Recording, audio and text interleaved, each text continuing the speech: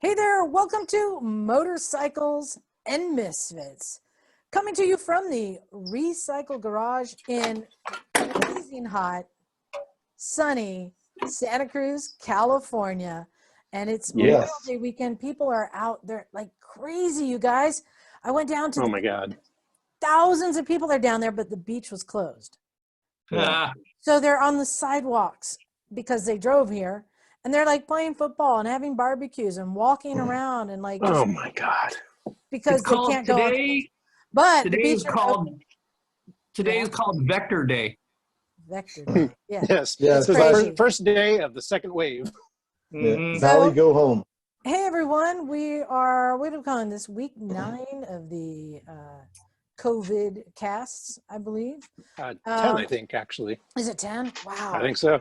Yeah, I go by my hair. I got the Rona hair going. 10 weeks? I got 3 months of growth here. I know. Hey everyone. Bring the beard back. This is Liza. With us tonight, you've got Miss Emma. Hello, darlings, and greetings from sunny Monterey, California. Mm-hmm. Oh, and the whistle is back. All right. And thank you, Jim. I'm not sure if he has his pants on, but he's put his shirt on. It's the best we can ask for. It's Jim. Look at Jim. Yes, the pants do ebb and flow like the tide here in Santa Cruz. Let's see what the moon. We'll see what the moon does nowadays. All right. What's up? And of course, everyone's favorite ginger. It's Bagel. Oh, behave. That's Charles. What's his name? Charles. Austin Powers. Oh, Austin Powers. I was going to say the center square. Charles Nelson Riley. Isn't that who that was? No. No, it was, do I make you horny, baby? Do I? Wow. That was like the least British thing you could ever say. Oh, do I make you horny, baby? Do I? Oh, you wanker. No, you got to say it with the teeth. Got to do the teeth thing. All right. And then coming up last, wearing a new accessory. It's Knox. What's up? It's my bling sling. What you wearing there, Knox? Oh, it's a sling. It's a shoulder sling. It's the immobilization device. Yeah. It's a strap-on, as it were. The new fashion. So yeah, for those who haven't heard, because we didn't really make it public or anything, Knox had a get-off, we'll call it. Yeah. He and the bike parted ways. And this time you got the ouchies. Yeah, it was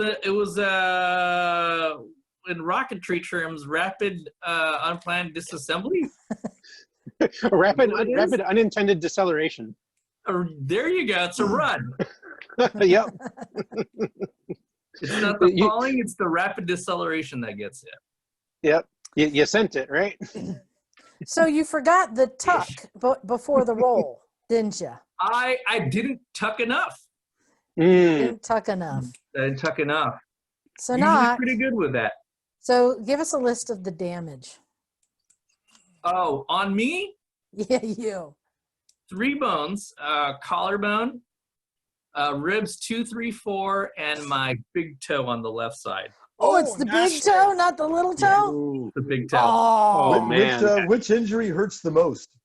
Right now, it's the big toe. Yeah. Oh, fucking toes, man. Yeah, there's like a lot of circulation's kind of weird right now. It's bruised as fuck, and it's turning colors. And it's fantastic. But you have those big-ass dirt bike boots, don't you? I had my sport bike boots on. Oh, no. Oh. Yeah. Well, definitely keep that. So supermoto and sport bike boots don't work? Not this time. You know, true story. People who are missing their big toes just fall over. Yeah. Yeah. The toe is very important. Yeah. More important than you think. And definitely keep that iced and rested and elevated too. Yeah. So, dude, sorry, and you even got to spend a night in the hospital because you had a punctured lung too, right? No, I had they have what's called a pneumothorax, which is similar, and it's not as severe. It's a bruised lung. Oh, okay.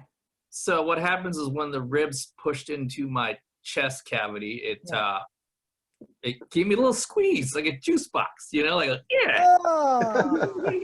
So what happened, Knox? What happened? What caused this rapid deceleration? Okay, so I went grocery shopping on the green bike. I got home. Oh, That's good great. timing. Yeah, and then I was like, oh shit, I forgot to get ginger because I was making like Indian food, like chicken tikka masala.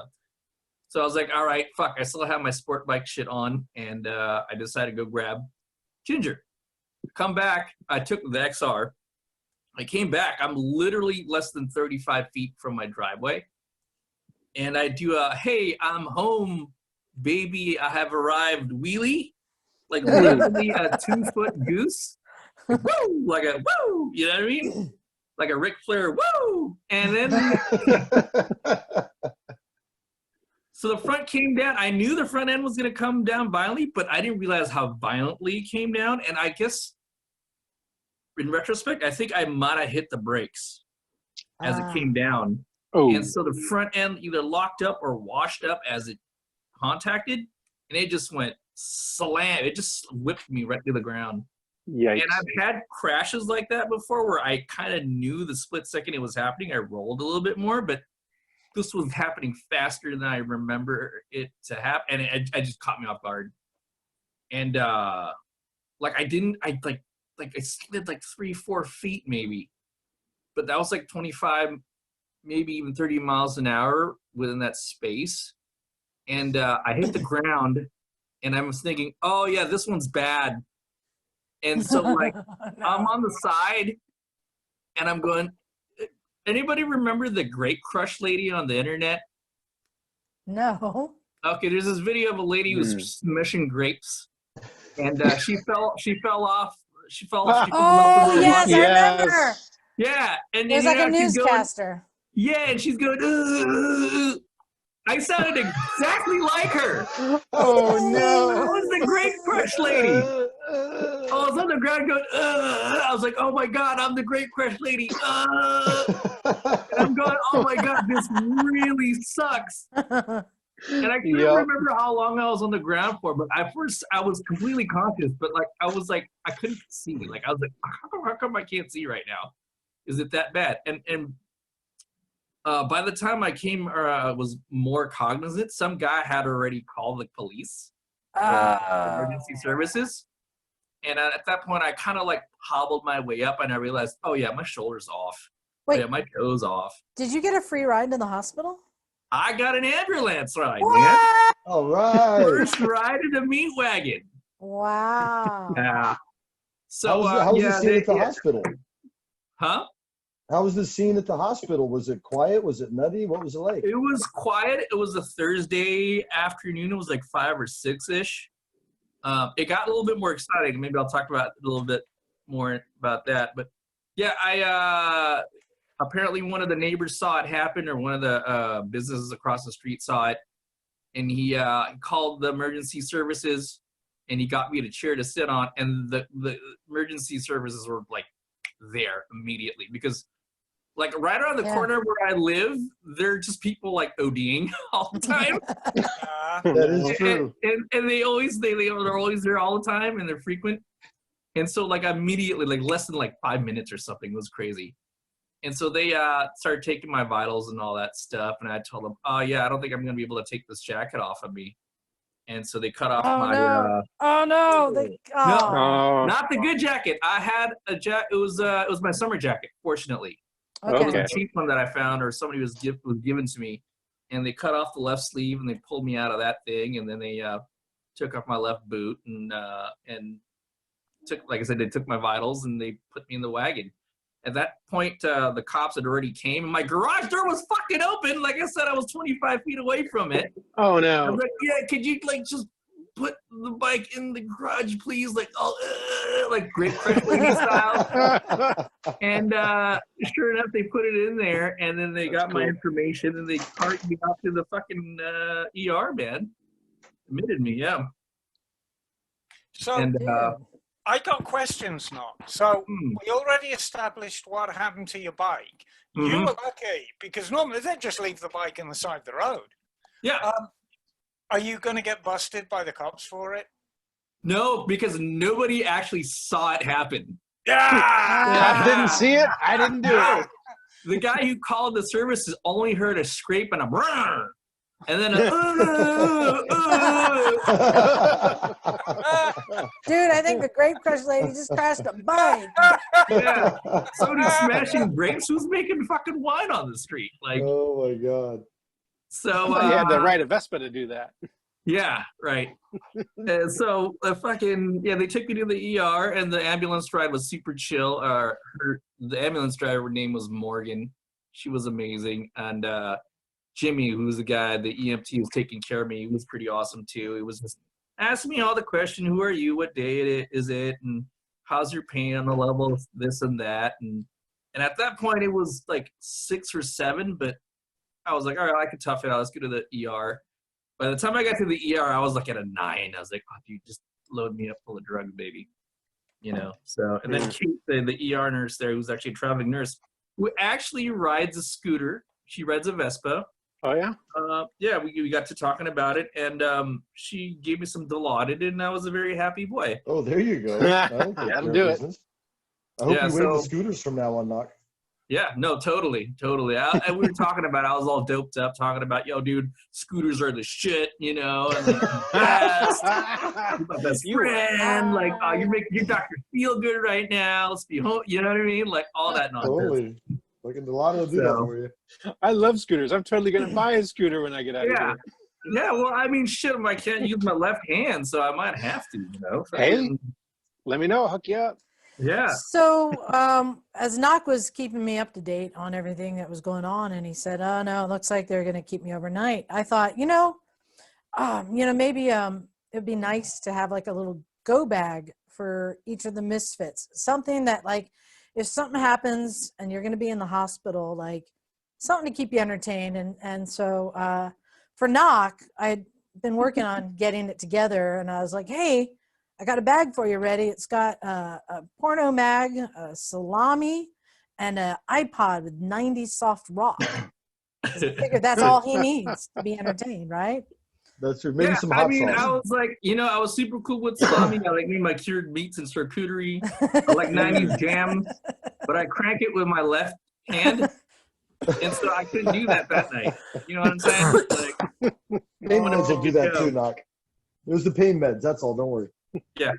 So I wanted to see if you guys can help me come up with go bags for all the rest of the Misfits. So I was working on this with Jim. For Emma, I think the best go bag is going to be a repair manual, motorcycle repair manual, a makeup kit, and a bottle of gin. Yeah, perfect. Absolutely perfect. That hours of fun. Absolutely hours of fun. And so for Jim, I figured he needs a fleshlight. 2. Can 2 count just as one thing? Do 2 flashlights. I got to put them together time. like a telescope. Just one isn't enough. A DVD player with On Any Sunday. Yes. Yeah, okay. And what would be his third thing? Well, any care package for Jim must include underpants because of his singular refusal to ever wear them. So, that's what we're trying to avoid. No, and board shorts. Yeah, exactly. Yeah, some board shorts, right. Either that or a 2-foot-long sensor bar. Yeah. Like very specifically for Santa Cruz, a hat with a flat bill. There you go. and anything with a rainbow on it. All right, you guys, we got to come up with a go bag. We got to come up with a go bag for Bagel. All right, hold on. Let's see. A subscription to Spankers Monthly.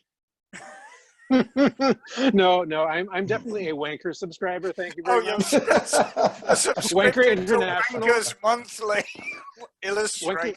Wanker's International. Well, I think Bagel needs his own self-contained kitchen, or else he will starve to death in the hospital because he is not going to eat any of that shit. Right. You are damn Skippy right there. I'm gonna say vegetable garden. Yes. I'm gonna say a bag of carrots, Yes. a Heinkel carburetor to clean. Yes. Just Yes. something to disassemble. Yes. And Visit instructions in German. Oh, and a German nurse. Yeah. A hairy German She nurse. would be German. very precise.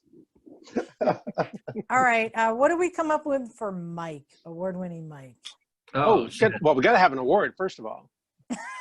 He gets an Yeah. award. An award to win around. Just an award. Yeah, Yes. Um, For whatever landed him in the hospital, he gets an award. I think a First- mirror. first off. award. No, a mirror is very, very Oh, important, uh, so he can check himself out. and a pack of colored pencils. Yes. Ooh. Yeah. And a Yeah. whole bunch of notes of people saying they approve because he likes validation. Not something's happening with your. My phone's getting hot, apparently. Yeah. Uh-oh. Stick it in an ice cube. All right. How about cat? I'm gonna have to go audio only here. Okay. Well. What do we come up with for cat? Ooh, gosh, let me think. Cat. I would say a black leather strappy harness with brass fittings. And I think that's probably all she needs. Yeah, I'm good. I think we're good. Yeah, I think we're good. Check. Bondage And some harness. candy and some gummies, some like sour gummy cherries. Yeah. All Well, right. when she crashed last time, I brought her a whole bunch of stuff, little therapy things to dig What was- sand and shit. Oh, What was yeah. that? What was I that dig the song? fossil. Oh yeah, let's get her one of those little Zen garden sand pits with a tiny Yeah. rake. I was going to say, what was that song from 10 or 15 years ago? I Smell Sex and Candy. I think that was written Oh, that's about right. cat. No, that was written about cat. You know, And race Cat- fuel. Cat actually helped deliver me some prune juice for the Norcos I'm taking. And Oh, I think video games, because she's into that shit too. Oh, She'd be like, Yes. Knock, Hmm. don't drink the prune juice. What you need to, I'll bring you some. You need to find somebody to go down to the dollar store and you get the Chinese diet tea. It comes in little green boxes and you just make, it's like a tea bag and you make it up and you have a couple of those a day. Oh man. It'll flush you use it right as out. an enema. You might as well have a warm enema because if you're on Norcos, you ain't pooping, honey. It's just a gravity feed enema. Yeah, it kind of is. But I'll bring you some. It's an If that invaluable aid. if that doesn't sound good, Knock, I'll just come over and you can teabag me, okay? All right. All right, I got a new sling. We'll figure something out, man. Get some straps. Yeah. Two up a whole new meaning. For Charlie, I came up with in his go bag. It's going to be the book Zen and the Art of Motorcycle Maintenance, Yes. a Game Boy, and a bag of Wonder Bread and bologna. Oh yeah. Yeah. He seems of that generation to me. Just Wonder Bread. He could also take something really complicated and mechanical and sit with it for a couple of days too. Give him like a two-stroke engine. And Yeah. let me tell you something about Charlie before we move on. Today, Charlie appeared with a brand new rim and spokes for the back of his YZ250. Mm-hmm. And I said to him, right, there's the hub, there's the rim. This is how you do it. And he did it. Yeah. Nice. And he got it really good. You guys Cool. are hard at work. Yeah, you did a good job. All right, guys. Who's packing a go bag for me? What's in it? Oh, dude, I would say a bucket of fried shrimp. There's got to Definitely. be a lot of seafood in Mhm. your, I think, a subscription to farmersonly.com because you don't have to be lonely at Farmers. But for the girls, Definitely a laptop with a animals, for the cows. Netflix account. Yes. I would Yeah. take a step up. I would say Google Glass. You can have the Google Glasses shit in case you couldn't use your arms. You could be like spy people and use your eyeballs to do the internet thing. Because you would die without social media, Liza. Yeah, I can. Well- You know what? Just I'd take a DVD player with the Spice Girls movie on it. I can just watch that over and over. I was I'm happy. gonna say, That's true. I was While gonna I'm say eating my shrimp. We're back. And you're gonna- you're gonna have to take an Evel Knievel stunt cycle with you too to pass the time, right? Oh, Yeah. good idea. Good Oh, yeah. one. See, I think You we jump need to. I over think we people's need to heads. have these go bags ready to go. Prepared. I think I'm gonna go ahead and get mine right now. Yeah, in case of emergency. So, hey, you guys, Jim and I went for an epic ride yesterday. Oh yeah. Oh, I heard about that. Yeah, what's that all about, man? Really good. Well, you know what? And we both did question because we still have these stay in shelter orders, even though thousands of people came to Santa Cruz this weekend. You know, like people are ignoring it. People are ignorant. Let's just say it. But our plan was to avoid all of the masses and to take back roads, side roads, and dirt roads, which we managed to do. we were still hypocritical. I mean, at least that's where I kind of settled in. We were Yes. hypocritical. But we also did Wait, it all. you weren't going. We did it on one tank of gas, which those Africa twins can go. I mean, we were riding for 6 hours. I was down Did to you like guys 36 end up in miles. Fresno or something, And or what? I still had 95 miles of gas left, 95-mile range on my bike. So you get sushi in Arizona? Is that what happened? No, it's one of those rides where you ride for 6 hours, but you go like 200 miles. Like your average speed is like 37. And, No, and we you weren't going where there were people, right? No, we avoided people. We did Exactly.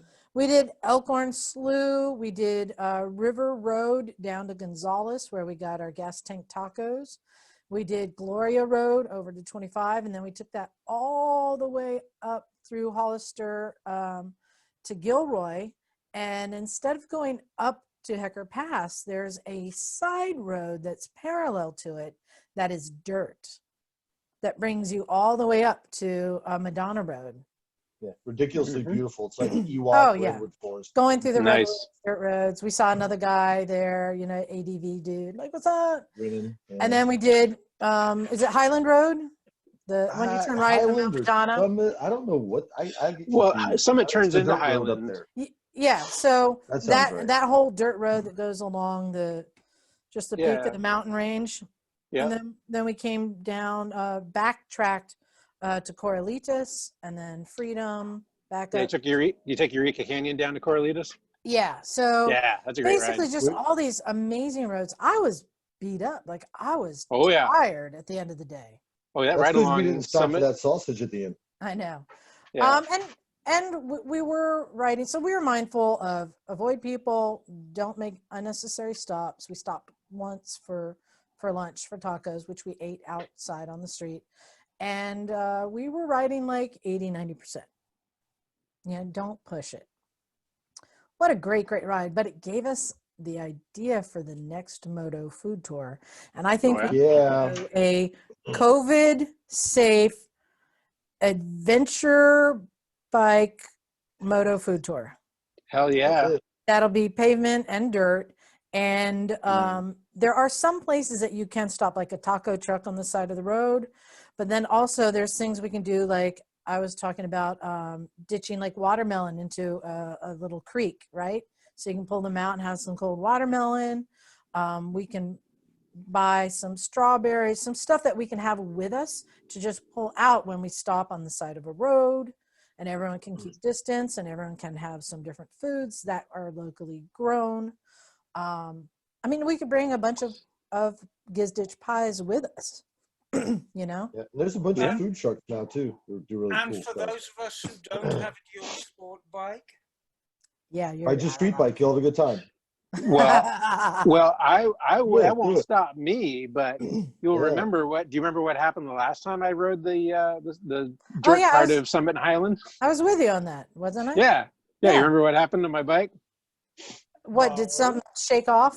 Yeah, my top case broke off. That's right, the top case broke off. And I don't have a top case anymore, so I can ride it again. Yeah, it is possible to do, like Knock. You're muted. Knock has done it on his sport bike.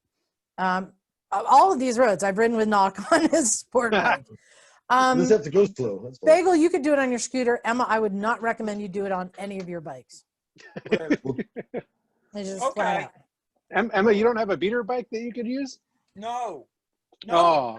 I don't have beater bikes. He's Oh, you too gotta get a classy beater for bike. that shit. She's Yeah, an get one beater aristocratic bike owner. But you know who could come on this ride? Is Somebody with a if you take a bike and you like mod it out so it's like an adventure bike, like maybe like an adventure Grom, how rad would that be? In fact, that would be cool. Sheila, I know you're there, Sheila. I know you're there, Sheila. I can see you.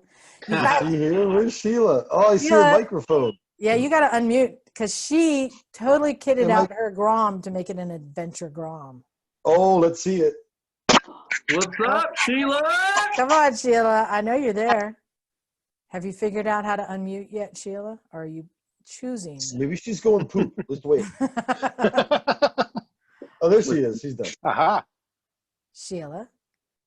Are you there?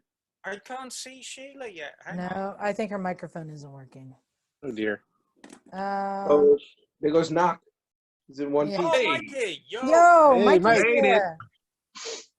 Yo, what's up? You guys How don't you got this doing? shit on multiple view? What? Yep. What? Did you shave recently, Mike? Why are you so like clean shaven? You Yeah. go to a wedding? This is what happened. Mary says when I shave, I get sassy as fuck. She says I get fresh like a 15-year-old, which is true. I can't help this. Baby face Mike? Give her the fucking freshy flash punch. Let her taste the uppercut. You know what I'm saying? So I do have an update for you guys. Actually, John Oh, let's Dalton. get off Sheila. Sheila left. You know how John Dalton just got his V-Strom, Yeah. Mhm. and he wanted to try it out and take it on a dirt road. Damn, So I yo, sent him. Sheila looks I pretty sent man. him to Gloria Road that we took yesterday. Poor guy, he fell over in one of the hairpin turns. Couldn't Oh pick no. the bike up. Had to wait an hour for somebody to come along and help Oh, him. Oh, no. And then no. instead of continuing, he just turned around and bailed and went back home. Aw. Probably smart. Yeah. Probably smart. Yeah, There's so plenty poor of guy. twisty, sandy turns on that road. Is he okay though? Yeah, he's fine. My That's good. question to you, Yeah. Liza, do you Yeah. feel this might be the first time that somebody has wadded a bike following your advice? Following that I tell him to take that road. No, just following your advice in general. Do you think this might be the first time somebody's wrecked their bike? Sounds like a setup. Following Liza's advice. Well, I'm the one who puts people on milk crates and drags them around So- parking lots. I rest my case. Definitely not. Yeah. So yeah, what a great ride. But yeah, I think we're going to work on that. And we decided to, even though there's still restrictions of gatherings here, I think we can split it up into two smaller groups. Because last time we had like 30 something people. It was big. If we do like 8 people in a group. Yeah. For what? For our adventure moto food tour. And how many were in the group that got the tickets at the 7-Eleven? Well, okay, so this brings up something else. So we're not doing this yet. We're going to wait until eventually I think they're going to allow gatherings up to 10 people. And so as long as we're staying under that. But that reminds me, we did have a listener drop by the garage today. Ron Steele. Yes, Ron Steele. Yes.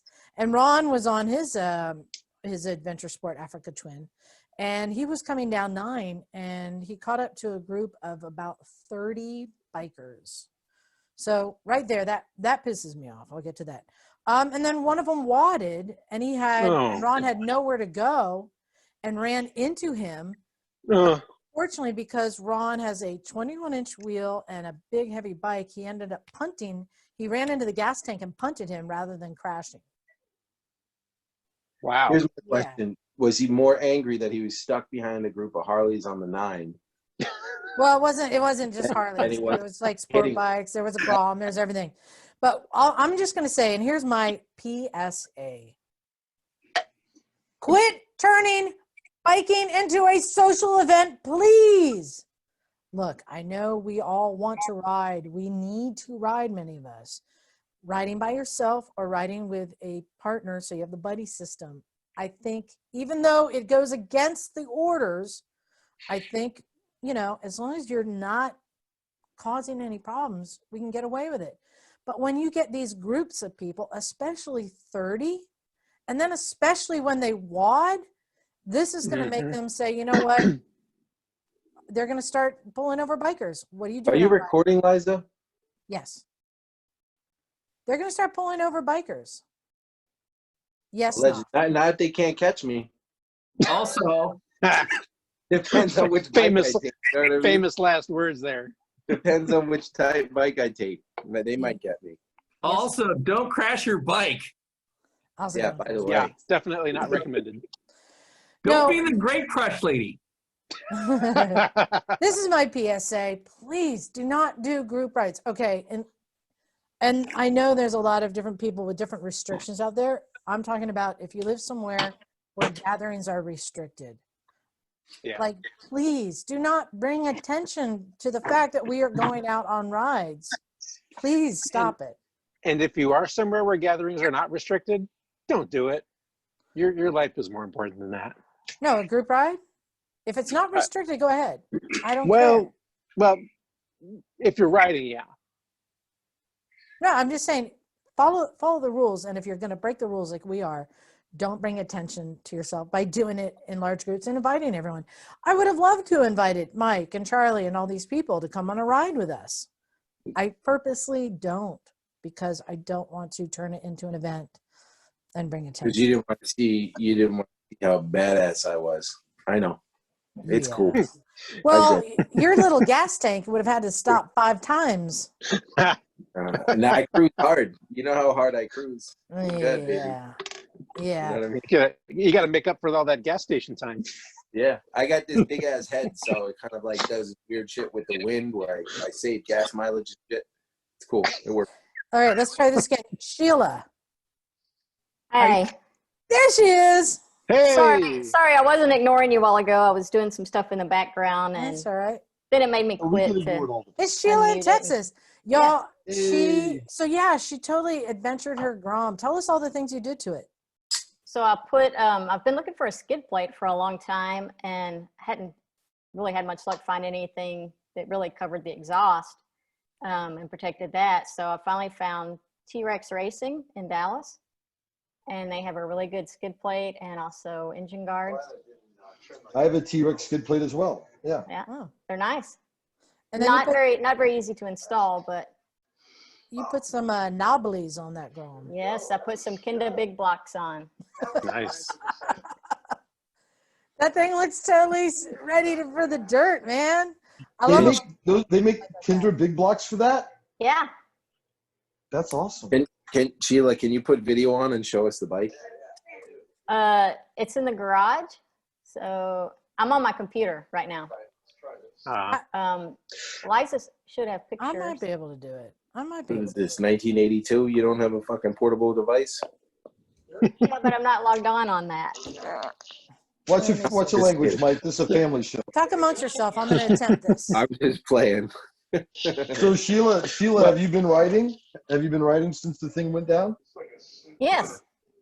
Really? So did you go riding today? I did not go riding today. I went out Thursday was the last time I went out.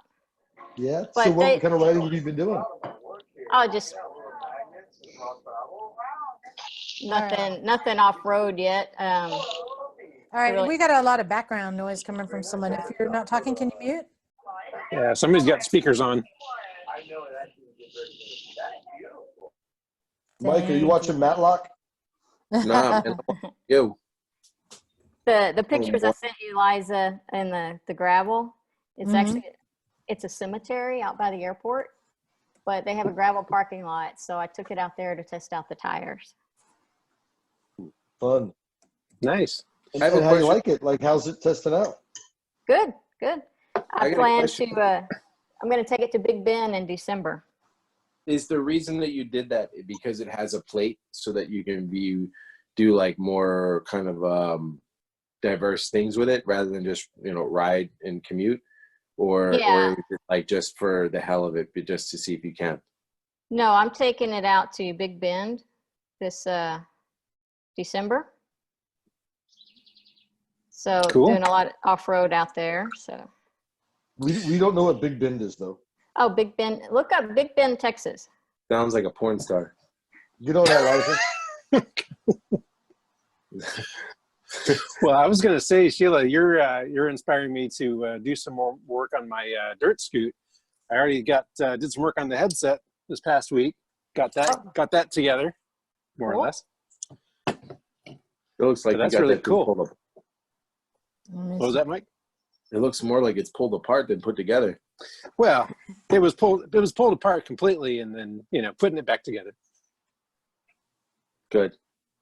But yeah, I like that. I'm having trouble bringing it up. You guys, but yeah, good job on that. Yeah, that would have been fun on our roads. Totally fun. But yeah, I love what you've done with that. Thanks for sharing all the. You're welcome. I just sent you 2 more. I got some bags for the guards to carry water on. That's awesome. Oh, cool. All right, who else is joining? So we got Burke. Hello. Hey, how's it going? Howdy. Good, yourself? Good. What you up to? I was just working on some bikes and not really riding right now up here in Canada, but we're getting there, close. Canadian. Yay. We were wondering Nice. who'd come from lands far away. Where in It's still Canada? too cold to ride. I'm just north of Edmonton in Alberta. Oh, wow. Yeah, so got my garage full of bikes. I'll see if we can show you real quick.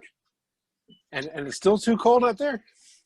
Oh, it's not too cold. It's just people are driving like idiots. We're just starting to be allowed to go outside, so Yeah. we're getting there though. Cool. Like to get to the track and see what my new one will do, but we'll have to wait and see. What's your new one? Somebody's got a pair. It's this one here. You can see that? Can't see We're anything. not, your video's off. Oh, how do I turn video back on here? If you Click on the tap the screen, it should give you. There you go. Yeah, turn whatever you. There we go. There. Turn it sideways. Turn it sideways so we can see better. No, it Oh, won't. wow. What is Whoa, that? what? Wait a minute. Hold on. Wait, stop. What was that? Don't even show it. I know what that is. That's like I a know what it Harley is. gurney. What is that? A good gurney. I was Is it gonna an say alligator? gurney. You building a Looks drag like bike? a gurney.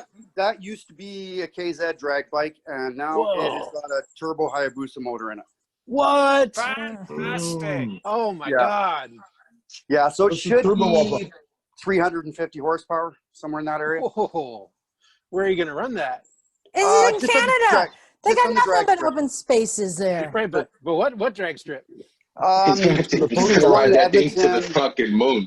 Rimbey, Medicine Hat, Mission by Vancouver. So Nice. yeah, that's the plan anyway. Beautiful. Yeah, let us know how that goes. Yeah, I'm hoping it should run low 8s, 180 miles an hour, somewhere in that area. Oh, nice. But yeah, so just enjoying listening to your guys' show. Used to be strictly Harley guy, but you guys really inspired me to open up my eyes, and now we've got Hondas, Harleys, Yes. Suzuki. Yes. We got a garage full of everything. See, Oh, now that that's gets a us. Harley rider I like. Yeah. Opened up his eyes and his garage. Yeah. Exactly. This is my new $400 scooter, so we Oh, bought yeah? one for Bagel. Oh, cool. What is that? Is that a Metropolitan? No, it's just it's a Yamaha Vino. Oh, okay. yeah. Cool. Yeah, That's a good it was little in an epic accident. It had a scratch on the top of the headlight, so I would have loved to see that happen. bike. Nice. Dang. Yeah, Oh, that about all reminds we're- me. that's about all we're doing up here. So Cool. So, hey, I wanted to make an announcement because I'm hoping listeners can help me out. I've decided I'm looking for a new bike right now. I am looking for a specific bike. I want a Buy my Harley. 1970s Kawasaki KZ400. And I'll tell you why. It's related to everything we do now, really. When I was 22 and I moved to Boston, I couldn't afford a car, but I bought a motorcycle. There was one sitting in the neighbor's yard of my friend's house that the college-age kid had left behind when he went to college. And it was all rattle can black. It was just, a little beater bike. I think I paid $300 for it, and had to get it towed to a shop to get the carbs clean because it'd been sitting, and I didn't know how to do anything on it. And the funny story is, when they called me, this is in Boston, right? They called me, yo, your bike's ready, like come and get it. I'm like, cool. Like, you know, I had to take the train out there to get it. It was in like Malden or something, or Everett. And I pick up the bike and I'm riding home, and like, I'm brand new to Boston, but people are like, you fucking idiot. Like, people are just like yelling at me. I'm like, what the hell? Like, just it was just like it was back home, huh? Just because I'm a biker? Like, people were like really being mean. And I No, pulled it's because into you're in Massachusetts. I pulled into a gas station to get gas, and this guy comes in and he's, oh, you a fucking idiot? What's wrong with you? I'm like, what? I don't understand. He goes, where's your fucking helmet, idiot? I'm like, what? There's a helmet law here? I had no idea there was no helmet law in California then. Oh my God.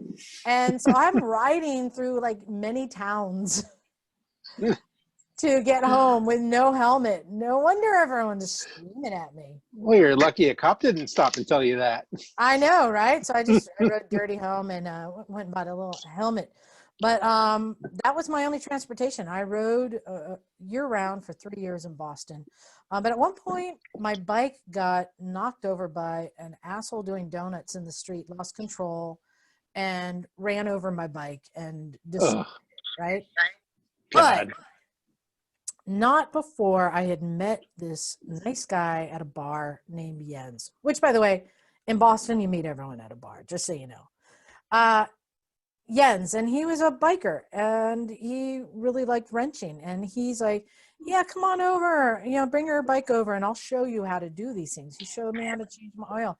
He showed me how to do regular maintenance stuff I never knew how to do. I never done it. And he helped me get the bike so tuned up and running so good. I was so proud. So when it got destroyed, I gave it to him, like, maybe you can use the motor or something, right? And I didn't know what I was going to do, but then this friend of mine said, you know, there's been an old motorcycle abandoned behind my apartment building. I don't think it belongs to anyone if you want it. And I go out there. It was another KZ400. I just switched the license plate onto that one, and I kept riding that one. Nice. Right? So the KZ400 is important to me, and it was because of Jens and me remembering how much that impacted me and empowered me as a rider, having somebody who just offered to loan me the tools and garage and the guidance. That was why I started the Recycle Garage. I always remembered how special that was to me. So I've decided, in honor of Jens and the KZ400, that I want to get one for the garage. So there's not that many out there. The KZs were not that popular. The GSs and the CBs were much more popular. There's not many. It doesn't need to be in perfect condition. I don't want a basket case. I don't want another, 2-year restoration. So is this a 4-banger inline 4? No, it's a twin. No, twin. The twin. Oh, okay. And are they like Parallel? popular? Are they Mhm. popular? Are they a popular cafe racer bike nowadays, or what? They're getting that way. They're getting that way. They've been underneath most people's radar. I'm looking for a bone stock KZ400. I rode that thing. I rode that thing down to Provincetown. Like, that's a 3-hour trip from Boston.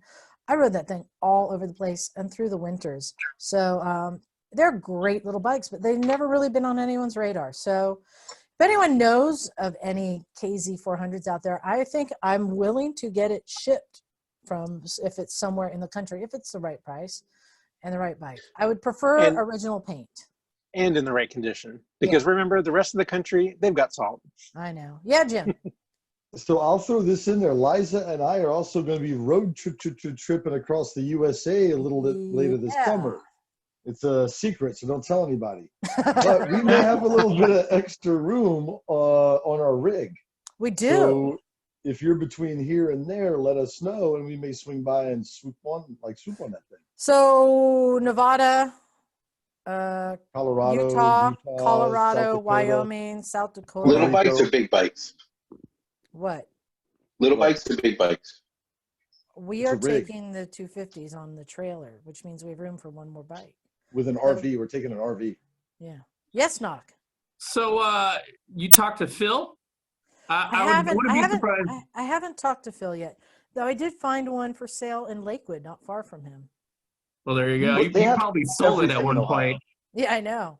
Probably. Ohio has everything. If you need it, Ohio has it. I know. I thought I'd just put it out there to the listeners. Maybe somebody knows of one. Send me the links. I'm looking for a KZ400.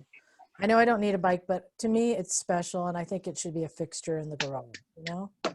Do it. And I need something to tinker on. Speaking of tinkering, I pulled out the triple for its yearly checkup and ride around the block. That thing still it starts and it goes like And once it turns a year. heads. So, Jim, I went for a And it runs out of gas. I went for a second run down to the wharf and back, and it ran out of gas. That's because I was running at like 9,000 RPM the entire time I was going in circles around the garage. You'll remember this is the bike that has the record in the Vetter Fuel Economy Challenge, the record for the worst mileage ever logged. It was also the bike that the pieces fell off of on the Norman Reedus ride. Yes, you love. Actually, Norman picked up your mirror, if I remember. I appreciate it. Thank But you. it does very turn much. heads. I was picking up chicks on scooters at the stoplight. They're all heading to the beach in their little Daisy Dukes. I know. I love that bike. Hey, I think I'm ready to give away some free stuff. What do you guys think? Yeah. Yeah. Yeah. So here's the deal. It's time to give away an EK stunt cycle. Yeah. I'm going to draw. Yeah. We're going to draw tonight's winner. We've had more entries this time. So the question this time was, how much was Evel paid for his Caesar's Palace jump? And we had 18 people respond to the correct answer. He signed a contract to do 3 jumps on 3 separate dates, like 2 days apart, for the sum of $4,500 and room and food and drink. Wow. When you think A about lot of how much he was putting at risk, his life and everything, $4,500. And that wasn't even that much money back then. I know.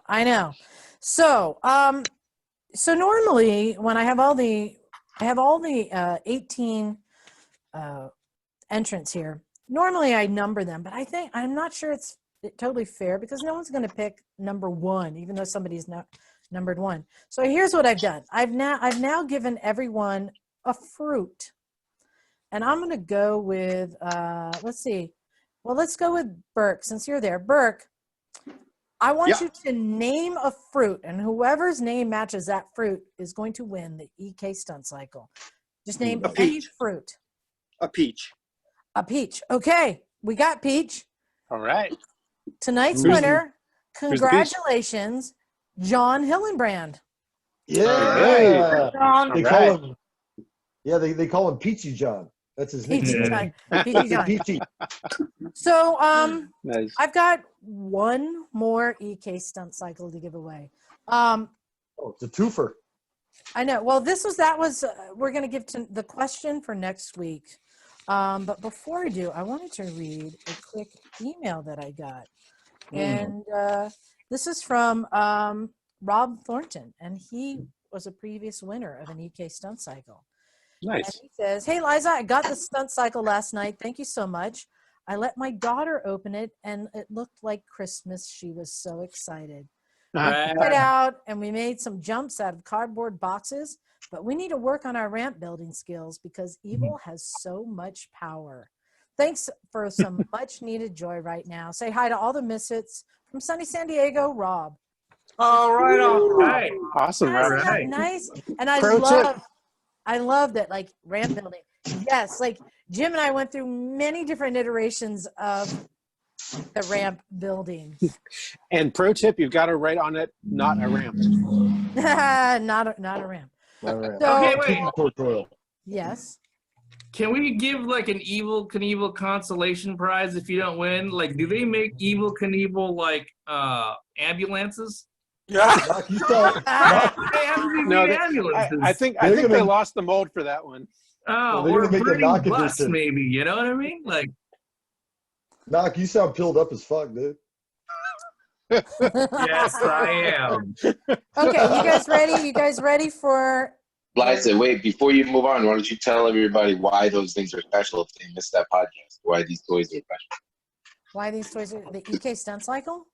Yeah, just to Because it's reiterate. the best toy in the world. And they're remaking them. Yeah, so these We're doing it are right. these are made from the molds from the original, and they're so much fun. And I love that kids today can still enjoy them. And they put a lot of work into making the flywheel right too. Mm-hmm. All And about the flywheel. also because they're having a contest, a competition. Anyone who takes a video of a jump with theirs and puts it on a social media and tag it hashtag EK Stunt Cycle, they automatically get entered in the contest. But the reality is there's no point in entering because Jim and I are gonna so win that. Yeah. So win it. I believe I can fly. Wait, didn't they already Somebody- disqualify you? No. Yeah, used to fire. Yeah, It if was, you it was haven't frowned seen upon. it yet, go to YouTube and type in Evil, E-V-E-L, can fly. I had somebody at You'll work see come up it. to me last week. Hey, you ever see this new Evel Knievel toy? I'm like, why do you ask? They're like, it loves you. Yes, it was. Nice. Nice. So I've got a question and I need to, because this is the last one, I needed to make it a little bit harder. So this one, I'm going evil adjacent. We're actually going to go to the female Evel Knievel. Oh, Debbie Lawler, also known as the Flying Angel. She was also a jumper back in the 70s. Yes. And she broke Evel Knievel's indoor record of, I believe it was 16 cars. Well, they were trucks, but they called them cars. And Evel was interviewed on Wide World of Sports. You guys remember that show? Wow, About her breaking his record. And he had a very interesting response. You got to find that response and email it to me at recyclemotorcyclegarage@gmail.com to be entered to win the final EK Stunt Cycle.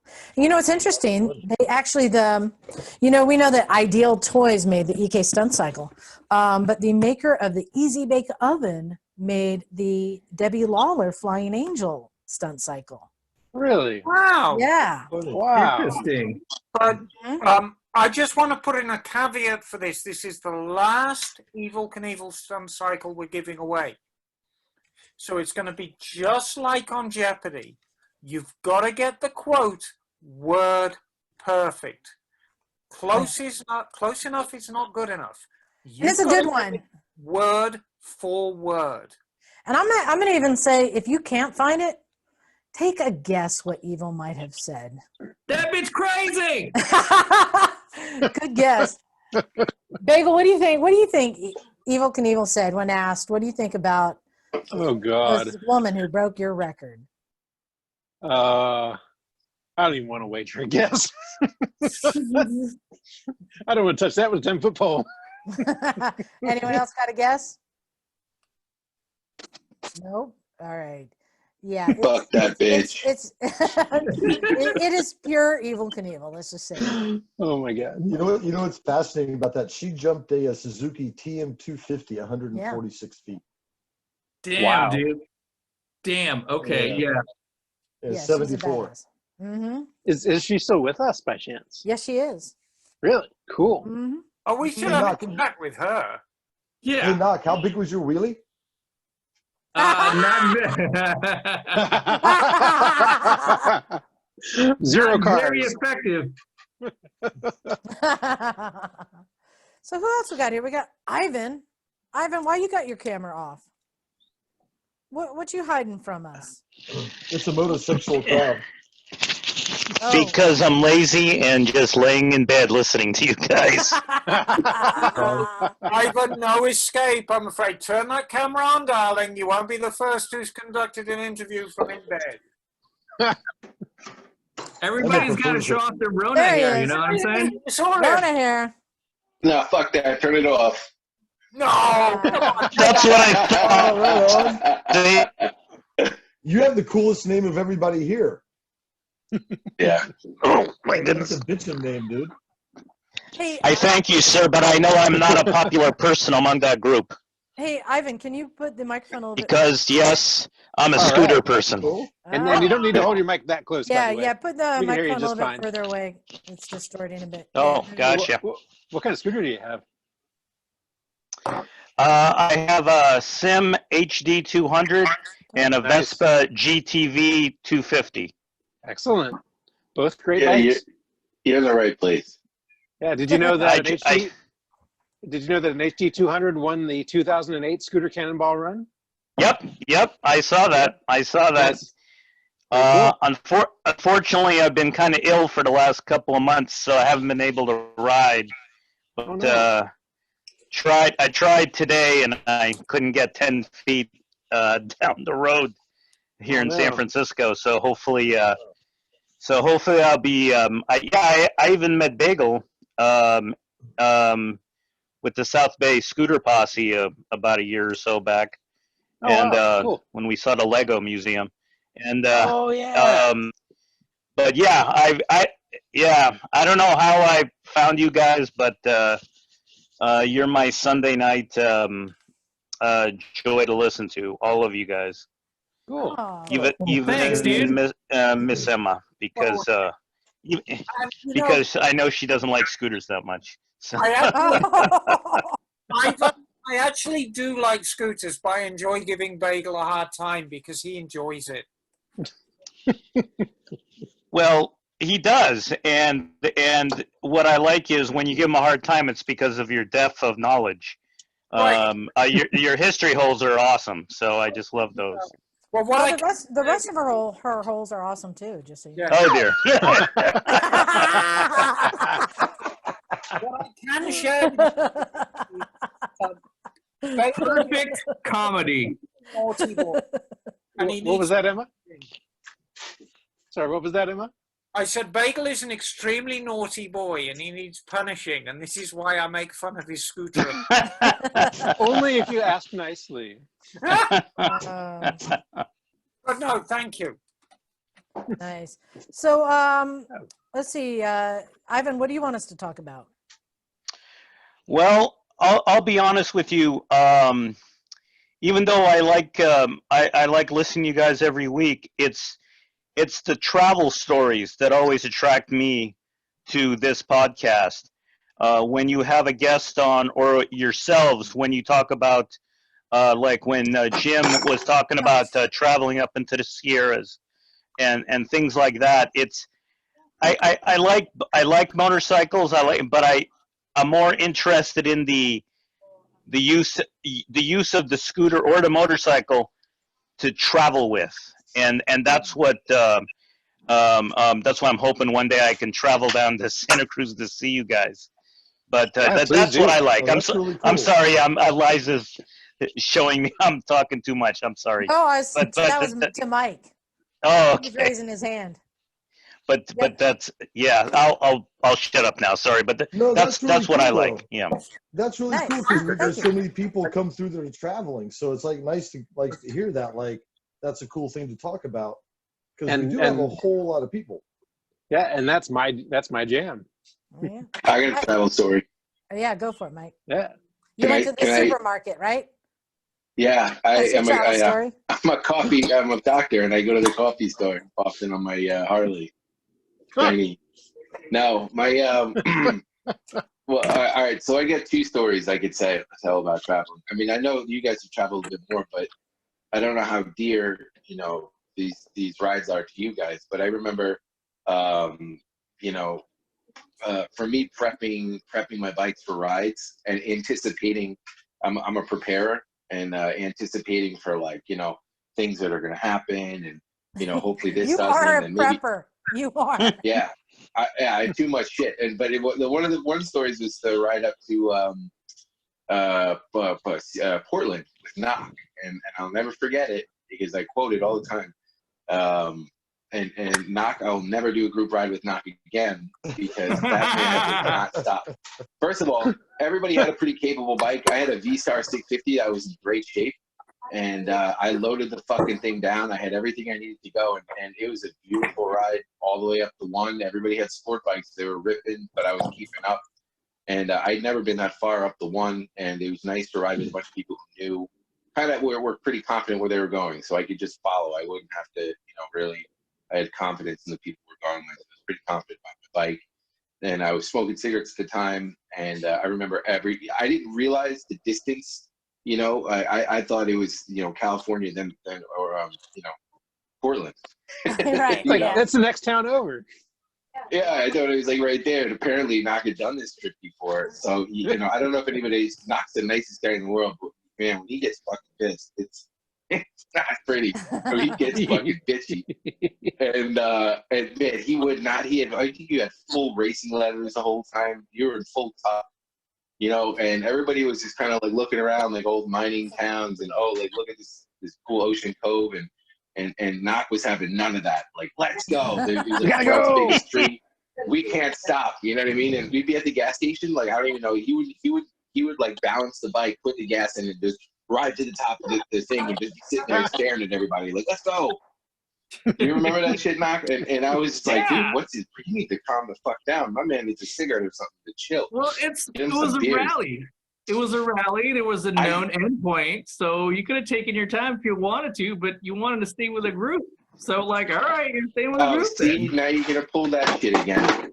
So I wasn't aware. So that was, and I'll just never forget that ride up there. And then I started having electrical problems like almost right before Portland, but the ride was gorgeous. Remember we saw those whales right up in Oregon with Megan,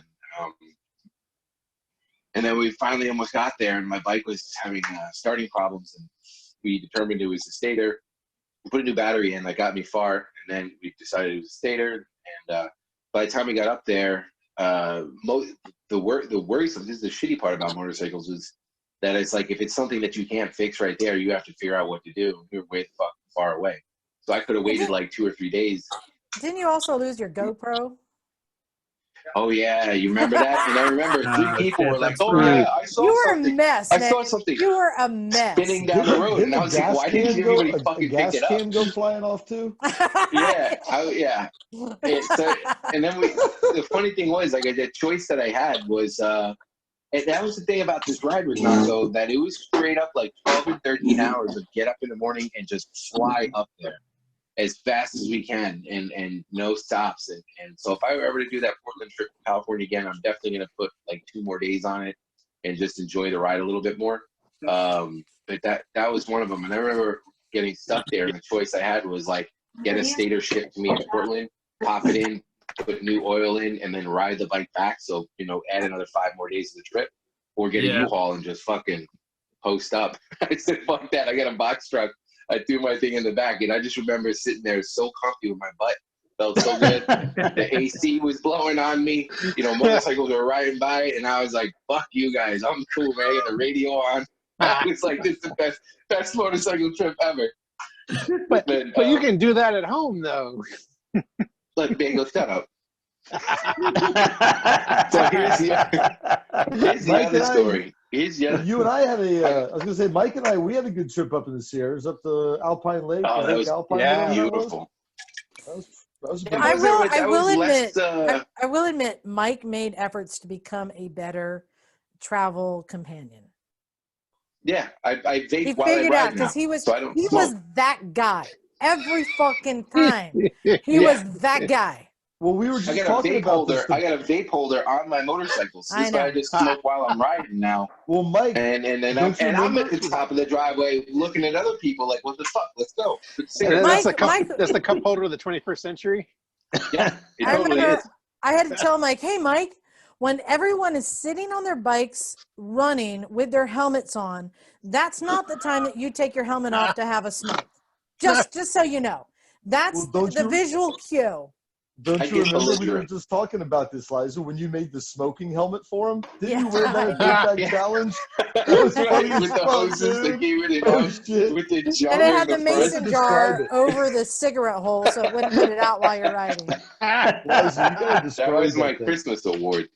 But all right, I You got totally another need to market traveling that. story. Here's my other traveling story. So each one of these, one of the stories has something significant, because then I started to learn, you know, the difference between the quality of bike and what kind of bike and riding you want to do, and you know, what kind of motorcycle you want. So I also understand that there's people who are like, have this idea of motorcycling, buy a $20,000 Harley, sits in the parking lot, the driveway, and then they wait for a sunny day and they're like, I'm a rider, and they go out and ride, which is fine. You know, then you have other people who like dive straight in and start to realize that there's a diversity in bikes, you know what I mean? And that, you know, certain bikes are really good for certain things. And then you do have Swiss Army bikes. But the second story was that I rode down to Born Free. Born Free was another unbelievable event and trip and ride that I won't forget. And there was nothing really significant about it. It was just a ride down the one. You know, and then when you get into shitty LA area, fighting traffic and getting in. But it wasn't necessarily the exactly the ride that made it what it was. What it was that the year before I rode down, I tried to rally a bunch of people because I was really into custom bikes. And everyone at the garage, I'm like, well, you guys are building these shit boxes, and you're building a shit box, and you look, it runs, and are you kind of proud of it? Like, maybe we should all go to this show and check out, like, you know, homemade custom built bikes that people are winning awards for. It just made common sense to me. For some reason, nobody wanted nothing to fucking do. Was driving down to LA in the middle of June. So I didn't get it. So I was like, all right, well, fuck you guys, you know? So I go, and then who's going to come with me? Rebecca, who eats raw fucking meat and packs it in bags. I'll never forget. Oh my God. She pulls out this jar full of raw fucking meat. She's got like sharp ass teeth and shit. She's fucking teeth in, and it smells, and this shit is fucking melting meat. I'm just like, what was I thinking? She's raw fucking chicken anyway, too, dude. That's when I was cruising hard, because I brought that fucking skull cap, and then I was like, all right, no one's looking. I'm gonna put the thing on and ride it, you know, like a cruiser. And fucking bugs, and I'm hit 75 miles an hour. My feet go like this, like a parachute. You know what I mean? And then my fucking eyes are getting dry. You know what I mean? Bugs are hitting me in the face, and I'm like, and the helmet is like a parachute too. So it starts pulling up on your head like this, and I'm sitting there thinking to myself, and I'm watching cool bad motherfuckers, you know, like bad motherfuckers riding around with these helmets on, and they're ripping past me like 80 or 90. And I'm sitting there thinking, I'm like, how the fuck did they do it? I mean, they got straight face. They just angry, and then look mean, like real bikers and shit. Yeah. And that's when I realized that they're cruising hard, and what they do is they just get everything solid. Their face gets like this, and they just look mean. And all that's doing is cutting the wind. It cuts the wind. You know what I mean? It deflects the bugs away, and everything is you're good. And it scares the bugs away. Scares the bugs away. Yeah, I'm not mean enough for that. But anyway. So that was the trip we went the year before. It was a great trip. It was beautiful, and I came back invigorated and really trying to promote for everybody to come down next year. But on the way down there, we kept running into these packs of Asian guys on these crazy-looking fucking bikes that I'd never seen before. They were like small. They looked like Harley. You couldn't tell what the fuck they were. They're all completely different and unique. The paint jobs, the little details, and so it'd be like they had these little peanut tanks. So my bike at the time, I could go 100-something miles. So I kept stopping every 100-something miles, but every single gas stop, there would be like a horde. When I say a horde, I mean like 30 like Asian dudes just rolling up, open pipes. Were they handsome? You know, yeah, no, they were not. Some of them were, but no, they were not. You know, they have like a Jameson bottle welded to the side as an overflow, and like brass knuckle shifters, and fucking, you know, just all these custom metal pieces. Well, let me finish. So then I'd be like, who the fuck are these guys? They look like they must be some Yakuza or some shit, because they're straight Asian, like with some crazy. It reminded me of like you know, I mean, and come to find out, they're Vietnamese. They're not even fucking Japanese. But yeah, I'm not gonna say it. Like I said, but you remember what's that movie where Paul Walker died in? What's that movie Paul Walker died in? Fast and Furious. Yeah, these guys were like Fast and the Furious, but on motorcycles. You know what I'm saying? Like on custom cruisers. And I'm like, this is some crazy shit. And like, these is a tight fucking crew. Everybody seems like boys. There's these big ass pickup trucks like full of extra bikes, and these guys were ready for whatever the fuck they're doing, right? Then I go another 100 miles to another stop, and all of a sudden another crew of these guys come in. But then I'm looking around, I'm like, it's different bikes, different guys, but they're all Asian, and I'm like, what the fuck? So anyway, it left an impact on me. And I remember going to the show, seeing Arlen Ness's bikes, you know, seeing some of the really top-notch, you know, customs there, and just some big name bikes. But their bikes stuck in my head. And I think I remember the reason why was because, like, you know, you look at these bikes, you could touch them, you could smell them, these Asian bikes, they're the welds, some of them you could see on them, but, like, there's something unique and special about them. Some of the bikes at the show were just so polished. It was like, it looked, like you said today, Liza, like a trophy. It didn't look like something that you ride. Well, So anyway. what I really enjoy about them, the Lane Split Boulevard guys, is like they're working with like Honda Magnas and like not just like, you know, shovel heads, but they're taking bikes that no one's really doing a lot with, like a Magna. Yeah, Shadow 600s. And turning it into a really cool fucking bike. Really cool. Yeah, They do real this clean, shit. real clean. Yeah, And every bike they build, they're getting better. But so that's not even the story. So that's so I go down and I see these guys, and they left a huge impact on me. The show was great. It was amazing. I felt really out of place because it was like LA and everybody was kind of fancy. I wasn't really prepared to. I know a Brooklyn hipster, but I never had seen no LA hipsters. So it was a little different, but. Nice. And, you know, it was almost like it was like on a Hollywood set. I'm like, is this guy a real biker? Or is he, you know, he's a little too handsome to be a biker. You know what I'm saying? Like, the hair is perfect. You know what I mean? The outfit's on point, like, biker. You know what I'm saying?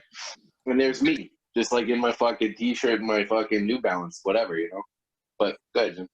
When I hear Mike talk about that trip down there, two things come to mind. One is the Lane Split Boulevard dudes are and Mike knows them better than I do, the nicest dudes ever. And their potlucks are bomb. You go to one of their potluck parties and they do their own little bike shows. It's the most bitchin' like food ever. And then secondly, I always think about when my daughter went down to Born Free with you. When she was she got her first tattoo. Yeah. That wasn't my fault, Jim, by the way. I'm telling you, I left her out of my sight for fucking 10 minutes. Well, at least and it's she's not like, don't tell my dad. I'm like, it's on your dripping off fucking it. arm. It's a knife and blood dripping off it. Yeah. Not a fucking butterfly. But And now so and now here's the Jake story. can cruise harder than any of us. Yeah. Yeah. Oh, she She's definitely does. cruising in a helicopter, man. Yeah. Killing dudes. But Stacking bodies. That's our girl. Hypothetically Stacking killing dudes. yeah, Hypothetically. hypothetically. But anyway, so the ride story is that this had happened 2 years in a row, and I'm really hyped. Wait, for we Born haven't Free started now. the story yet? Sweetheart. I thought we were on the third one. What the hell? How many keep stories you interrupting got? If you keep interrupting me, I can't finish the fucking story. All right? You know Let me finish that I goddamn control story. the mute button, right? Listen. All right, I'm gonna let you go ahead. You tell the Okay. story, and if it's not up to par, I'm just gonna mute Is you. there a Go red ahead. light gonna Go come on ahead. behind Go me? ahead. Like Okay, the so Gong anyway. Show. So I'm just kind of like, I'm warming you up. You know what I'm saying? I'm like the fluffer right now for the real story. You know what I mean? Is it going? So here's what happens, right? Oh, I'm sorry. You just got muted. He's still talking. Oh, you're fine. All right. So here's what happened. I'm going to tell you.